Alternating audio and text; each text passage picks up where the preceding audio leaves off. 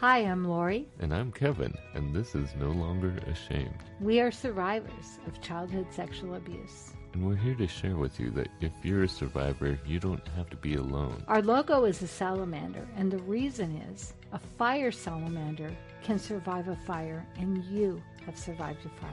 We want to help you with your journey to healing and hope. We are all survivors together, and we walk this journey together, and you are not alone. By telling our stories, we are hoping that you will have the courage to share your stories as well and find your voice. Because stories are so important, and for so long I know that I wouldn't tell my story, but when I finally shared my story, that's when I got my freedom. And this is our journey and your journey to healing and hope. So come with us. I wanted to talk about repulsion and revulsion. Such fun terms. And I kind of see them as the same thing, but there's two sides to them. One is like a reaction you get, and you don't even think about it. And the other is that feeling that you carry when you think about something. So one's a reaction without thinking, and one is how you think about things. And the reason I'm talking about is that's something that as a survivor, we deal with a lot because, you know, what we talk about what happened to us is a repulsive thing. People are revolted by it. It's an awful thing. I'm even revolted by talking about what happened to me still. It's still a feeling I have. And part of that is, does it mean we're revolting? Is there something that rubs off on us because of what happened to us? And sometimes it feels that way. I know I don't feel that way about the people we talk to who are survivors, the people we've interviewed, even though I find the action often very repulsive and to the point of triggering in a lot of times. And this is recently I got Julie's book. Have you gotten it yet? What happens to her is so repulsive to me. And after knowing her and meeting her in Zoom and so forth, I can't always deal with knowing that happened to her because of the repulsion I have. Yeah, Julie's book has just come out. It's called Shadowed: How I Became the Trafficked Mom Next Door. Yeah, and it's an amazing book. And she was an amazing interview, and what she's doing is amazing. And the fact that Maloof has joined with Elizabeth Smart Foundation. Elizabeth Smart, yeah, and she writes was it the foreword or I think it was the foreword. But yeah, I mean, it's such an important book, and it's so powerful. The topic is so hard, and it's not, you know, I struggle with the fact that it just doesn't seem fair. We're stuck with this, dealing with talking about this repulsive thing that no one else talks to that degree. You know, we all have secrets, but we have secrets that when we talk about them, people react because of the nature of it. I mean, well, even what Nathan talked about, you know, in his book, he was pretty raw. Yes. And as he's been an actor trying to get out there and share the story, people don't want to share that story. And I think it's because of those two words. Yeah. We are repulsed by it, and we should be. It's true, but we shouldn't be repulsed by those people, you know, and we need to separate the act and the action from the person that it was done to, and not be repulsed by them. But there's also a scale, and this is another thing, is some acts don't seem as repulsive to others, but to the survivor, they might be severe. I know there's like a scale of repulsion, and we talked unspoken scale. Yeah, and so we talked about Luke being abused by an older woman. Well, she wasn't that much older than him, and so it didn't seem that bad. And, you know, I was abused by an older girl when I was young, and it's like, well, weren't you just being initiated? Isn't that bad a thing? Because it doesn't seem that repulsive. But the trauma that we have experienced was difficult, was traumatic. And yet the repulsion, on the scale of repulsion, it's not so bad compared to over here. This person got, like what happened to Julie is truly traumatic and truly repulsive. But, so there's this kind of a comparison of repulsion when we talk. I think some people, how you talk about you don't like to tell your story because you feel like sometimes people will feel like, oh my gosh, compared to what happened to her, mine's nothing. The word that comes to mind is qualifying. It's like, I think our brain wants to qualify, but I am really curious about a couple of things as you're talking about this. Number one is the listener hearing the story, and then the person telling the story. And the thing that I have struggled with is I work on my self-talk all the time. And I find myself, now that I'm more aware of my thoughts, they're not all just in the back of my mind pushing me to do certain behaviors. Now I'm aware of them. So I can hear that voice that if somebody brushes me off, it's not like a normal thing. It's, I must be repulsive. Mm-hmm. And so it's really easy for me to go there, even with all the work that I do. Yeah. It is a real challenge. And that's why I'm so gung-ho about daily work, because when we are paying attention, we're not going to get caught off guard and all of a sudden be having this horrible day and not even knowing what happened when it was actually my own self-talk that I was doing and not recognizing, and turning those around into mantras. And it is so amazing to me that we can be in our 60s and 70s and we can still have voices from our childhood that are so strong, telling us those things. Yes. And so it was interesting when you brought that topic up, because something happened this morning that I kind of got brushed off about something from someone I love. It wasn't anybody I didn't know or that was mean. It was someone who loved me. And they kind of brushed off something I said. And I caught myself, because I recognize it now, that I was going to, they just think I'm disgusting. In my mind, I was like, wow, because that's not true. And I know that's not true, but now I can catch it. Now I recognize it because I question my thoughts. Yeah, you're aware of those voices that are, and where they come from. And that's part of this is, we can't deny the revulsion of the act, but we don't necessarily have to carry that stain on us. That's how I kind of look at it. It feels like we have this stain on that people are repelled by. So when you started, you said you were really excited about this. Have you figured something out, like a way to not carry that? Or what is it that, Well, I realized when I looked at this topic, and I realized I don't look at other survivors that way. I don't look at them as if they had this stain of repulsion on them, or there's something repellent, or, I'm not averse to them because of it. But I've always felt that way about myself, that talking about this topic puts this kind of repellent thing on me, this grossness on me. But I don't see that in others. And when I was realizing that, it made me realize that is a lie in my head that I've had there, but I didn't recognize. But by recognizing how I look at others, I realized that isn't true. So there's kind of a freedom. Mm-hmm. Yeah. And I also, part of it comes from, like I was saying, we have to talk about stuff. I mean, so many of us never talk about it because they just keep it a secret. And there's a reason they keep it a secret, because it's repulsive. They don't want to share this repulsive thing about themselves. And yet those of us who talk about, we have to talk about this thing that no one likes to talk about. And yet what can we do about? We have to talk about. We have to bring it up. We have to, in order for there to be awareness of this, people have to realize that this happens. And in order for people to realize that this happens, we have to talk about what happened to us. And it's so funny. I hear you say, we have to. And I get so upset with that, because we don't have to, but we get to, and we want to. And what came up for me was, I remember when we lived on a farm and my kids were little and we had chickens, and we started scooping the chicken poop to put it on our brand new garden. The kids would help us dig up the garden and plant.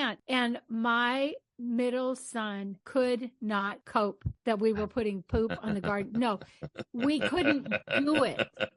He would not, he was like 5 and there was no way. And it's like, let's talk about flowers, but we're not going to talk about poop. But the truth is, right? We have to have that poop for the flowers to grow. And so that's what I kept thinking of. It's like, it just reminds me when you were going to do a podcast because you have this great voice. And I'm like, what are you going to do? Are you going to do it on biking? And, you know, you love music. Are you going to do it on music? No, I'm going to do it on this. And I'm like, who wants to talk about that? Who wants to talk about it? Yeah, no one wants to talk about it. Look at the freedom that we are seeing when people are sharing their stories. And we've made some amazing friends because of this. Yes. And we have met so many courageous people. I mean, look at the courage of so many of these people we've interviewed and that we're friends with now. They're inspiring to me, these people, what they're doing now and what they're taking on this cause.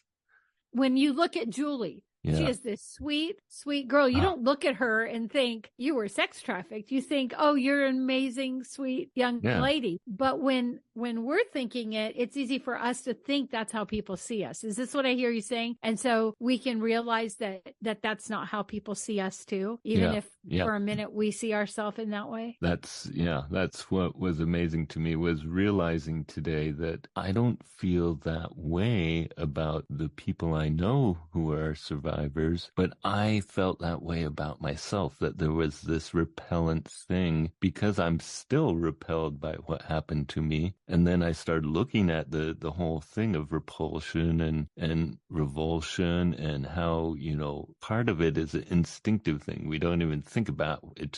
It's a reaction when you see something that's wrong. And then part of it is how we feel about this thing we're thinking about. And I just realized that, yes, we're forced to carry the secret or talk about something that's really uncomfortable. We either keep it secret or we make it uncomfortable for people, possibly. It's never comfortable, but that doesn't mean we look at what happened as revolting, but not necessarily the person. And I've always kind of attached it to myself in some ways. And I think that's true with a lot of people, that you can't help but feel revolting because of this revolting thing that happened to you.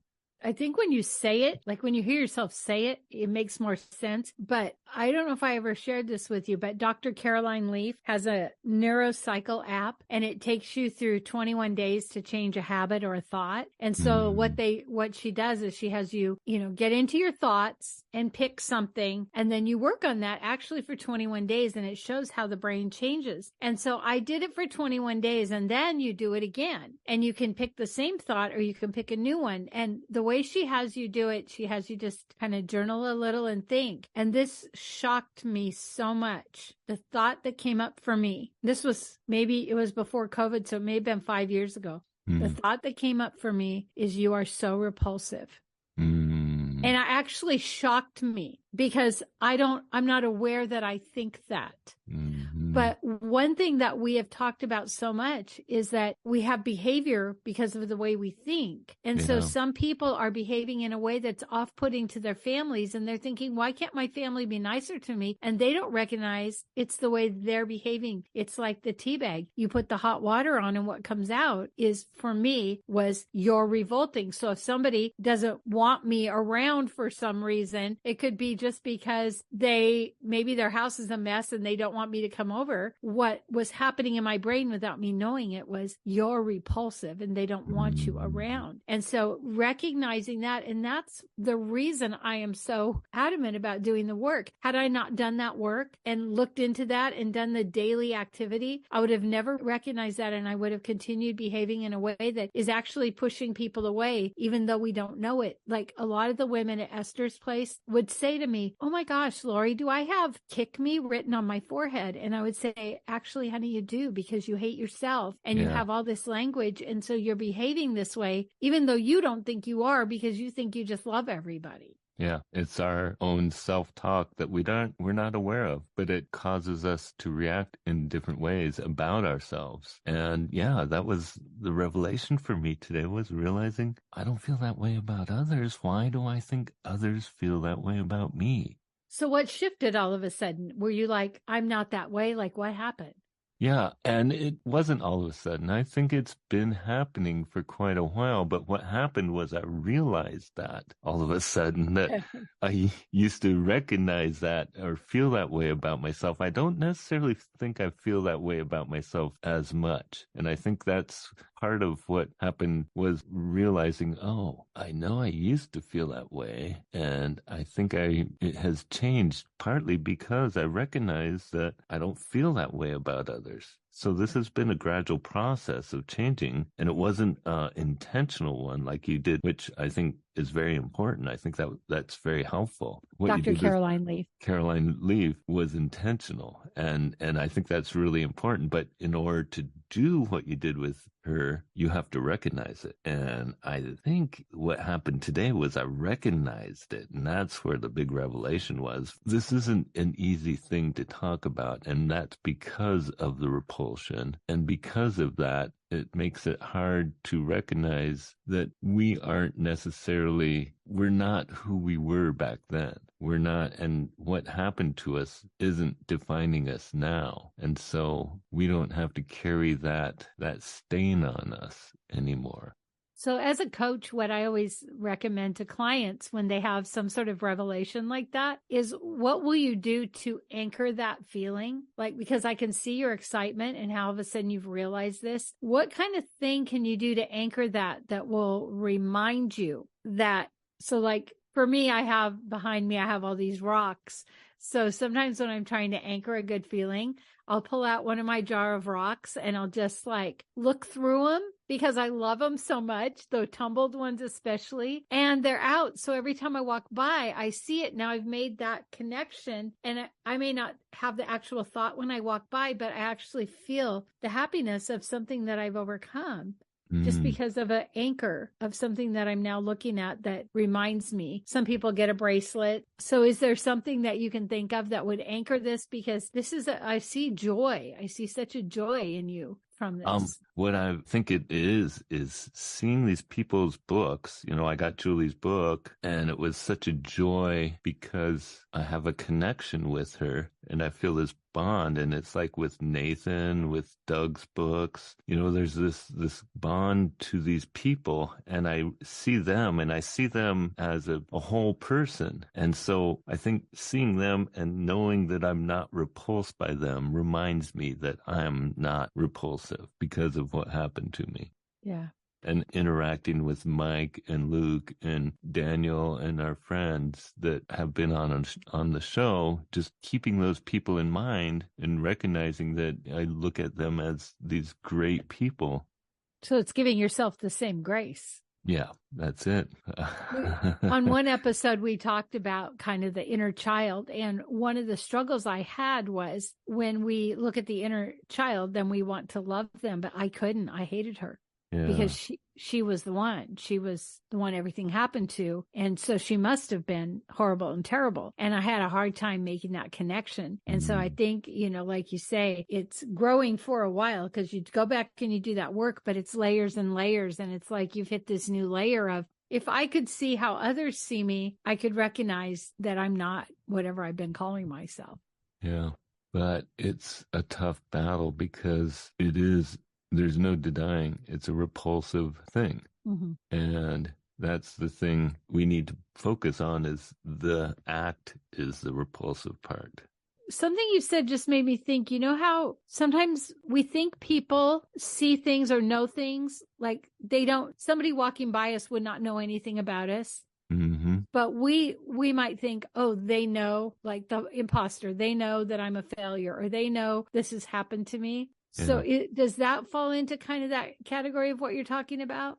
Yeah. Most of my life, I always felt like I would be found out. And when you think about how many survivors there are and how many of them are keeping it a secret because they don't want people to know that about them, because they think people will be repulsed by them. But the truth is they're repulsed by the act. And that's where I think is the important, separation. Separation. Like, we have to separate what happened to them, the act, we should also be repulsed by the perpetrator the most. And that's the repulsive. And yet they're hiding this secret because they feel like this thing, they know it's repulsive. I still find it repulsive what happened to me and to all the people I know that are survivors.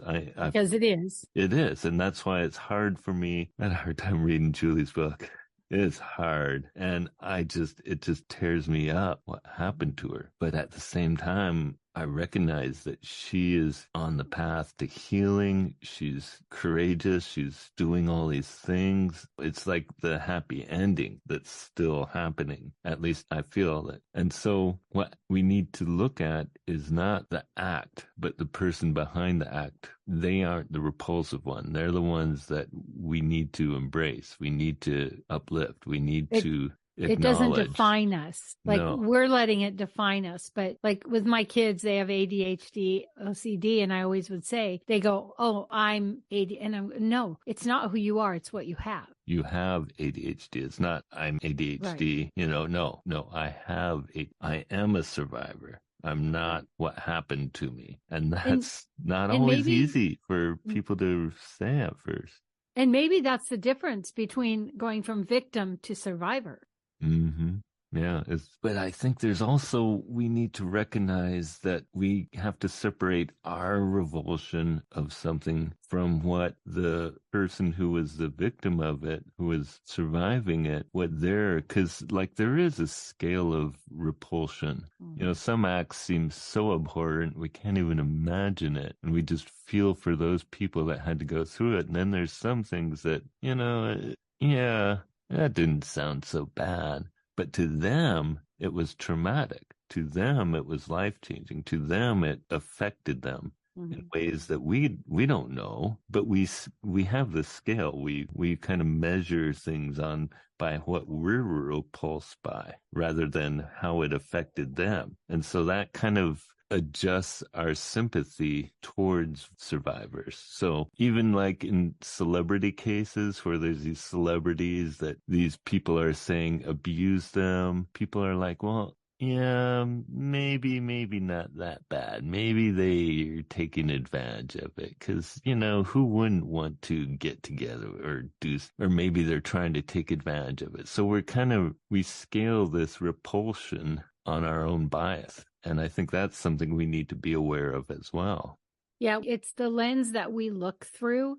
Mm-hmm. And in my mind, when we don't get the healing for ourselves, then those glasses we're looking for, the lenses we're looking for can't change because that's how we're going to judge everything. But when we're able to A, forgive ourselves, B, separate ourselves from the act, then we might be able to look at it differently. I just read a book. It was a fiction, but it was historical fiction about Auschwitz. And it was somebody from America who was doing charity work, to help people, an actual German doctor that was doing experiments on the Jewish people, and then 2 little girls from Poland. And so looking at all the angles and seeing that the charity person was like, oh, I'm going to help you. And then the doctor was like, I am doing good work. I am doing all these surgeries, they were implanting like shrapnel and stuff into them for experiment. They were doing surgeries on these young girls to experiment with, like you would normally do on animals. And when I was reading it, it was really hard for me to separate all of that. And the one gal that came back,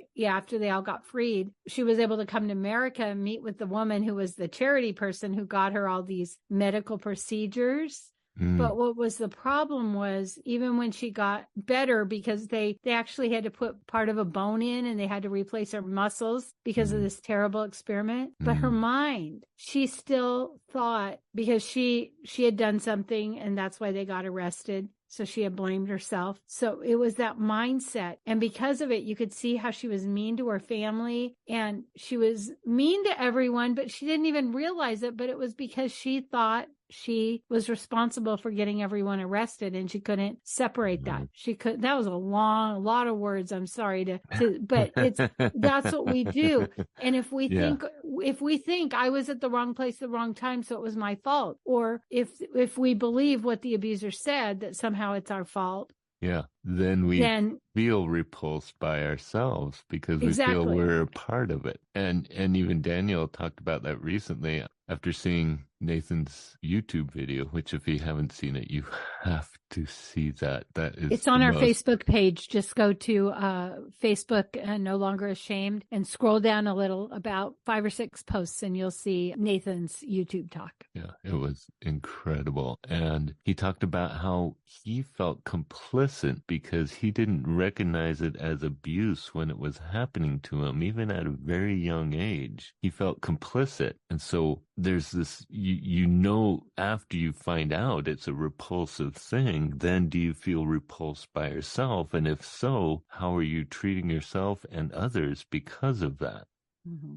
Yeah. And that's why we do recommend counseling or getting a coach or getting in a support group. And if it doesn't work, if you get in a situation with counseling and it's not helping, find a new counselor, make sure they're trauma informed, because there are a lot of different types of counselors, and you want someone that really understands what kids go through with trauma and what it does and how it affects them. Because you as an adult don't recognize that you were a child and that it was trauma. Yeah, or you might not understand what that means now as an adult, what. So, I think that was a big wake up for me, just recognizing that, there's so many reasons this is such a hard topic, but I think the main one is the repulsion, and that repulsion also stops us from feeling good about ourselves sometimes. Well, and also when we find out there was somebody else, then we feel like, wow, that's awesome. Oh, that's terrible. Like that's why it's such a hard thing, because it's like, even when someone else has suffered, you're not really glad, but you're also glad you're not alone. So there's so many mixed feelings. And I think that's why doing the work is so important, and being in a community that supports that, because it is confusing.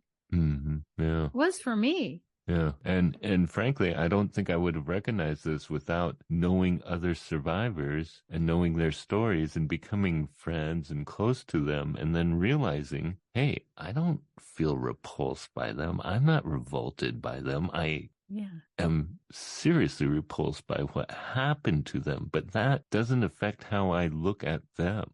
Mm-hmm. And that's why we need to talk about this, because the more people realize this, the more people, I think there's so many survivors that will keep it a secret for as long as they can, because they're so repulsed by what happened to them. They think they're revolting. They think they're repulsive, and they're afraid to show that side of them. But that's not them. That's what happened to them. Yeah. And even there's been a couple of pretty famous podcasters. I remember one that finally came out and shared, but he was so afraid because he had gained some level of fame. He thought if he shared that he would lose his following, he would lose everything. And what he discovered is so many men were like, oh my gosh, that happened to me too. And I've never heard of anybody else that it happened to. Yeah. So there's the rub. It is a repulsive, revolting thing. There's no way to deny it. We have that instant reaction, the repulsion, and then we have that thought about the whatever we're thinking about that's revolting. But we have to recognize it's the act and the perpetrator that are the ones that are repulsive, not the person that's the survivor. Even the music from Mumford that I think we posted, that was really hard. That was hard to listen to, but it was good work. But, and I think that's where, for lack of better, where it's confusing, because it's like, yes, this has to come out. People need to know so that they can get free from their story. But it is hard. And I think people, especially in a capacity of as an actor, a singer, when they're brave enough to do that, I think it hopefully will help people recognize that, man, it is okay for me to say something and to find somebody safe to talk to.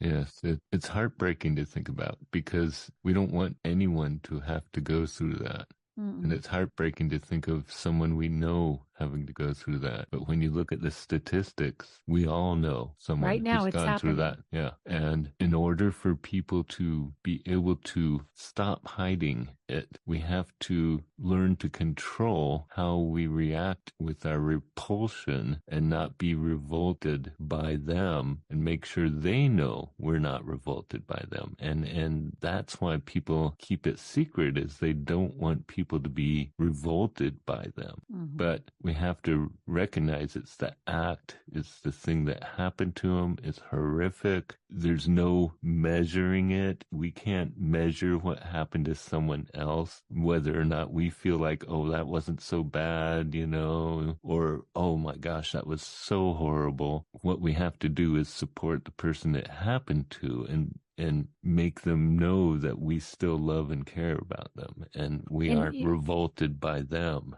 Right. If you are somebody comes and tells you something and you're horrified, you're probably going to have a look on your face, and they're going to translate it that it's them when you know it's not. But again, it's that clarifying. And that again is why I think it's really important to find the right person to tell. I remember I'm doing a new podcast and I've been interviewing people, and there's a lady we'll have on here, and she said, find a church, go to your pastor. And I said, I don't think that's always the best thing. You know, I don't know that pastors are necessarily trauma trained. And for me, some people I know, the pastor said, don't ever tell anybody. And so, you know, it's finding somebody that if you go to a counselor or a coach that's trauma informed, they're not going to be shocked at you. Yeah. You're going to be able to say whatever you want, and they're not going to fall apart. You're not going to have to manage their emotions. And that's something that I've had to do. If I had to tell people, I don't want to have to manage their emotions when I'm in crisis. Well, and that's also, yes, you want to feel that your pastor is a confidant that you can share things with. But with abuse, there's also the aspect of, do they know the perpetrator? Are they going to be affected by knowing the perpetrator or knowing your relationship, or do they have a relationship? You know, there's so many variables there. When you're finding someone who you need to talk to this about, it's most helpful to find someone who's going to be objective. They're not going to be affected by whoever did this to you and, you know, other history involved. Someone who's objective. And that's why generally it's better to find a counselor, because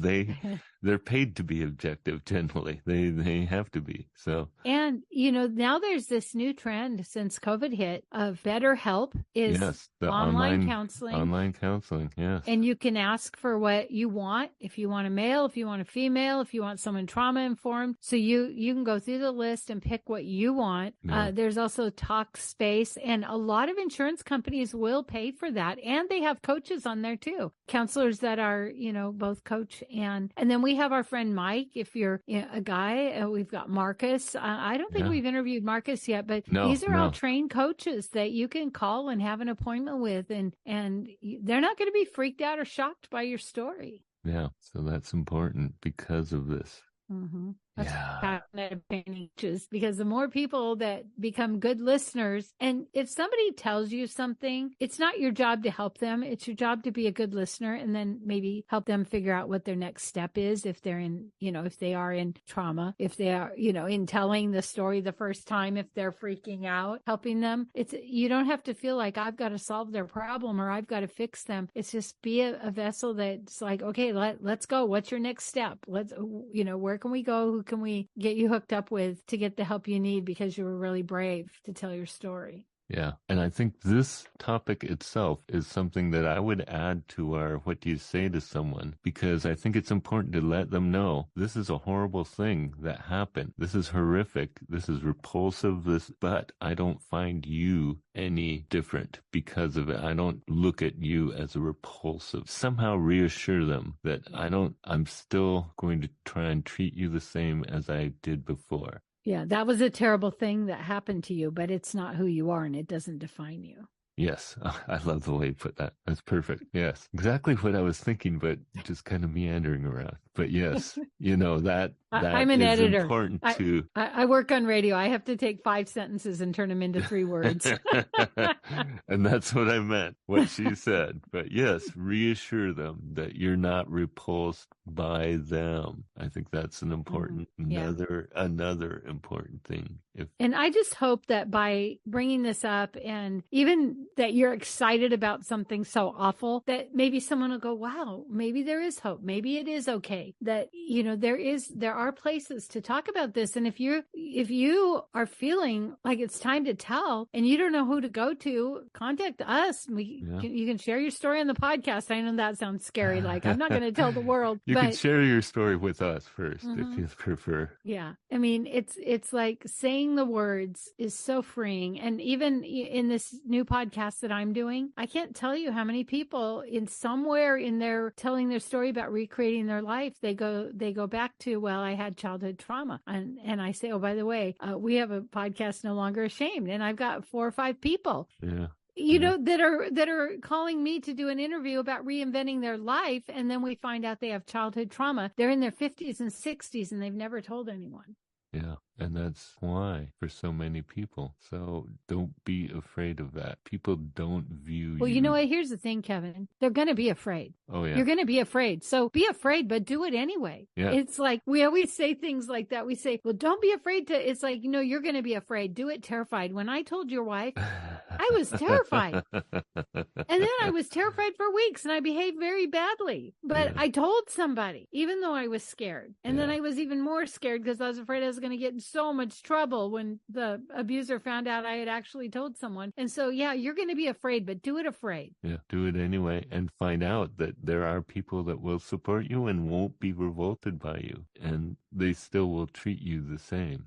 Yeah. And imagine being on the other side of this. Imagine the freedom when you finally told someone, because we all know when we finally tell a secret, we feel better. Even though we might feel kind of weird and scared, it feels so much better. Imagine what it will be like when you don't have to carry this huge, big burden anymore. Yeah, I just hope you are able to get to that point of realizing the act was the repulsive part.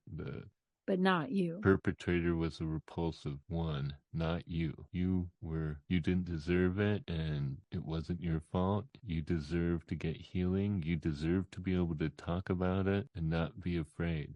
You're not ruined. You're not broken. Yeah. You're not damaged goods. So that's it for today. We are going to have a prayer time if you want to stick with us. If not, we believe in you. We want to hear from you. We want to hear your stories. If you like this podcast, please rate and review, because that's how other people can find us. And we really want to spread this message.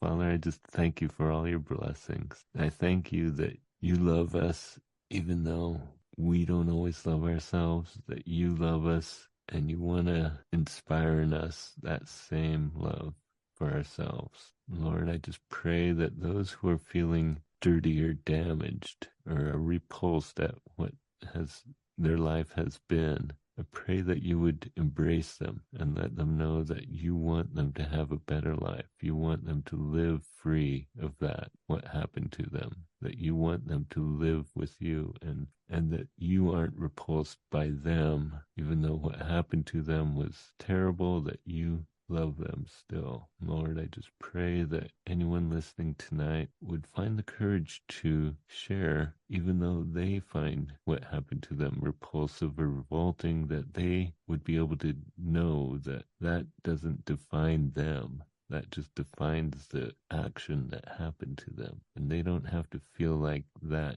is defining them. Lord, I just pray for your embrace of those who are listening in their lives. Just embrace them and keep them close and let them know that they are loved by you, and that just show them how much you care about them. In your name I pray.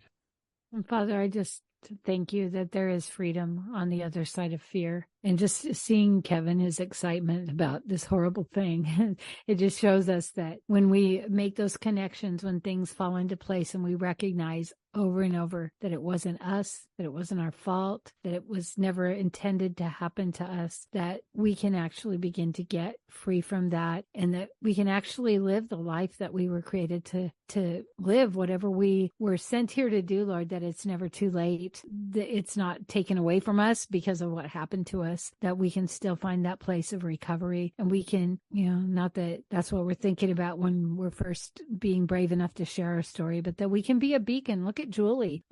She finally got the help she needed. And then as she recognized, that this was trafficking, and then she was brave enough to go out and tell the story. I mean, who wants to say, I was a preschool teacher and I got trafficked, but yet because of that, knowing that it's happened to other people, that abuse is in every class, every money group, every, doctors, as well as there's no, sometimes we think that, the abuse is just for maybe, the homeless or maybe the poor, but it crosses all lines, and that's why it's so important to know that it wasn't our fault.